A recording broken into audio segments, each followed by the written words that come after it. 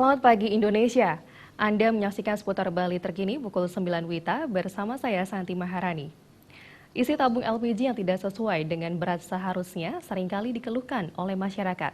Menghindari kecurangan dari oknum tertentu atau kelalaian yang biasanya terjadi dalam proses distribusi, masyarakat diharapkan cerdas dan juga jeli dalam membeli LPG langsung dari pangkalan.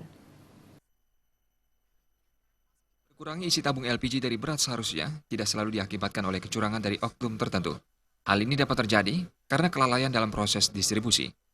Secara resmi LPG didistribusikan dari agen ke pangkalan. Namun memudahkan masyarakat mendapatkan gas, terkadang pangkalan menjual kembali ke pengecer, seperti warung dan toko, padahal tidak sesuai dengan ketentuan distribusi.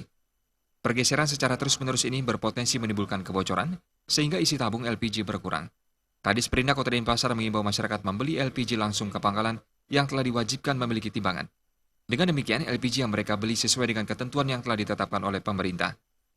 Memang kalau mau beli di pangkalan, saya kira yakinlah bahwa itu akan isinya tepat dan harganya juga sesuai dengan ketentuan yang dari pemerintah.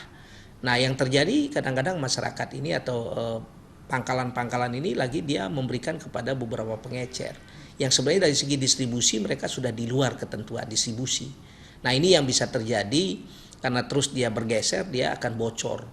Nah, oleh karena itu saya himbau kepada masyarakat agar kalau membeli gas, usahakan beli di pangkalan-pangkalan. LPG yang dibeli dari pengecer seperti warung dan toko biasanya harganya lebih mahal dari ketentuan. Selain itu, warung dan toko tidak selalu dilengkapi dengan timbangan, sehingga isi LPG tidak bisa dijamin tepat dan sesuai. Oleh karena itu, masyarakat pun diharapkan lebih jeli membeli LPG. Agus Sugiana dan Alit Setiawan, Bali TV. Nantikan seputar Bali terkini 1 jam mendatang. Selamat pagi dan sampai jumpa.